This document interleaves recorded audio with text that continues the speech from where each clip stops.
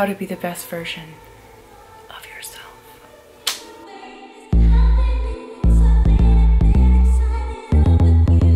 This is my life goal.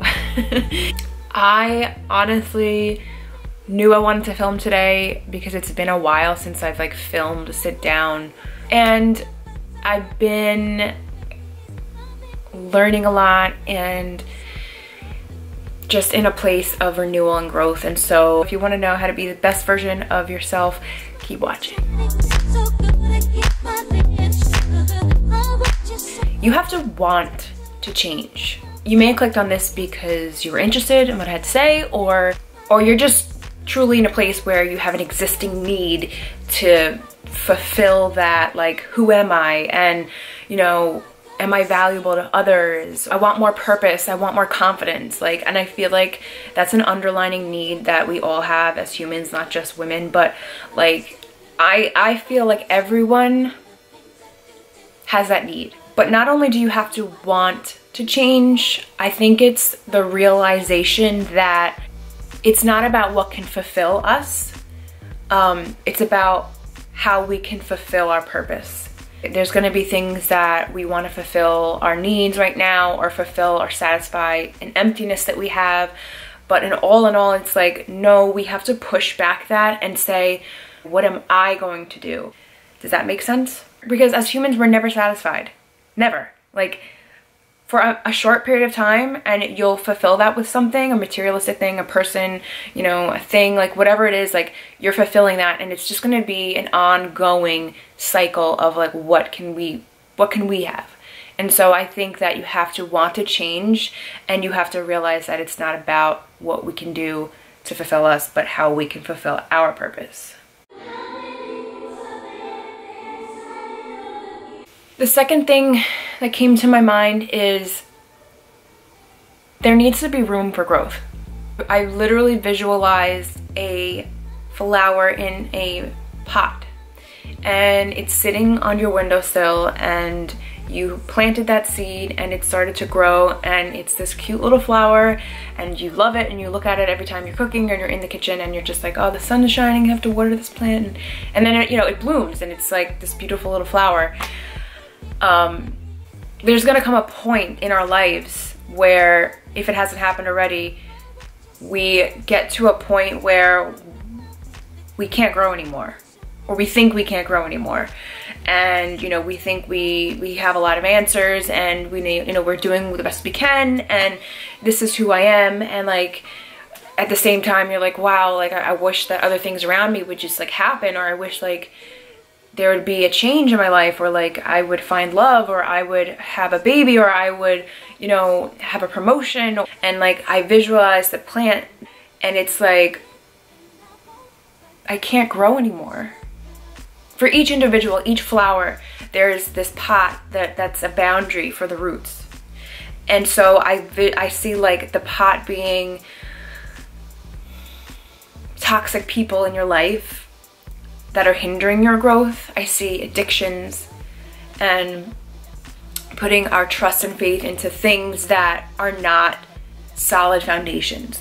And so we're always gonna have this stagnant like time frame and like waiting for something to happen, but really we have things that are holding us back. And I feel like you have to make decisions. You can't just expect things to happen to you. You have to make the initial decision to be like, okay, I gotta get out of this. You'll either come to a point where that pot breaks, and that sometimes God does that to us. We break and then we fall to our knees, or that flower will end up withering because it won't make changes and it won't accept that. And that's why we need people in our lives that are going to help us when we're down, because we're all gonna have seasons in our life where we're like trying to keep our head above water and like have faith or have hope, and it's like you get in this delusion and you need reassurance. And that's why people and who you surround yourself with is so important and crucial, because their love, their support, their snap you into reality, their prayers for you are going to be so vital. You will take that soil and those roots that are the foundation,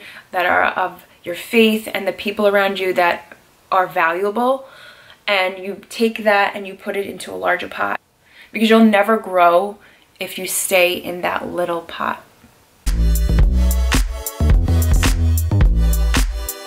accepting that your calling most likely will be different than everyone else's around you. You may aspire to do or be in the same field as someone else that you see, but you have to understand that you're a unique individual and every single human is created differently, you know, and we're wired differently, and we may have similarities, but you have your own unique purpose and calling. And not only that, but understand that that person, that person, that person, and that person, or scrolling, that person, that person, that person, their lives are going to be different than yours, and their calling is different, and they may look like they have it all together, but they have their own things that they're dealing with, and they've had to go through their own experiences in life to get to where they are now. I have to accept that my journey is completely different than everyone else's. So not only accepting that your calling is different, but accepting that timing is everything. It really is. Like, timing is so like hard to wrap our head around, because we want things immediately or in a certain time frame or at a certain age, and we expect it, and we get really let down and disappointed when it doesn't happen. For me, and for a lot of the people around me, I feel like there's so many lessons through time that we wouldn't have been able to learn otherwise if it wasn't in that time frame. And we have to be grateful for that, because, for instance, something happened, your success happened overnight, it would get to your head so much that you would forget. You wouldn't have that endurance, you wouldn't have that faith, you wouldn't have that character built, like, from all that experience, all that time that's passed. My pastor 2 Sundays ago talked about how there's 2 ways that God speaks to us, and it couldn't have been better timing, because I had been feeling like this anyway. One of the ways is obviously through scripture. That's like the biggest ways. But the second way, which he said first, was through nature. And like, that was so profound to me, because there have been so many times that I was going through something that I felt God's presence, and I saw signs through nature. I wanted to say that the same way that there are, you know, storms and hurricanes, there's actually a hurricane coming this week, storms that pass, the suffering in life that we go through brings perseverance, and through perseverance brings character, and through character brings hope. That's Romans 5:3. I know when you're in that storm, I feel like there's like nothing anyone can say. Like, me saying that may not make you feel better, but once the storm passes, you really realize, like, wow, it's so true. And I wouldn't be who I am today if that didn't happen. And like, for me, like, you guys know in my last vlog, I was talking about how I was going through a really rough week, but like, you have no idea how rough it was for me. And even like, you may look at me like, oh, she's has such strong faith, and like, whatever, like, you may think. But at the same time, when you're in the midst of something like that you don't have control over, and like, you can so easily have fear grip you, allow it to grip you. And like, that's why, again, it's so important to have friends and family and people around you that love you and have the same moral values and the same faith, because in those times you need that reassurance. Not only does the rain produce crops and bring growth to flowers, but sometimes hurricanes or storms can wipe away something so that there's room for a new beginning and a new growth and a renewal of whatever it is. Rest assured that whatever you're going through, or whatever you will go through, it's only going to make you better.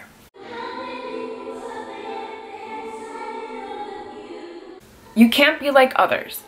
You have to accept who you are as a person, and you have to accept the silliness about yourself, the quirkiness about yourself, the personality traits you have, you know, just the things that make you who you are. Everyone's, like I said, is different, and even your outer appearance, everyone is going to be different. You cannot try to emulate that other person. But more importantly, you can't treat people the way that they treat you. You cannot be like others.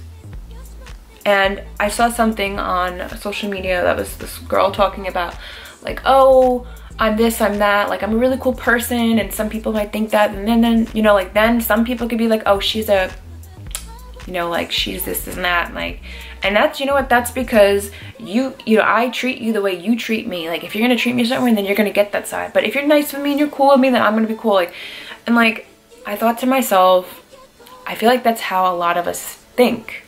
And at the end of the day, no matter how like much you try to, if someone's like rude to you or nasty to you, you don't like give them the time of day, or you'll feed into that, you know what I mean, or you'll treat them that way. And I feel like if you want to be the best version of yourself, and if I want to be the best version of myself, then I think that we're called to be different. Like we cannot treat others the way they treat us, because we are all selfish beings, and we're not always thinking of the other person. So there's always going to be someone who doesn't like you, or is against you, or is a hater, or is going to like test you. And like, even for myself, you know, we can be tempted to just treat them the way they are treating us, and lash out on them, or teach them a lesson, or allow our pride to get to us. And it's very important to protect your energy, of course.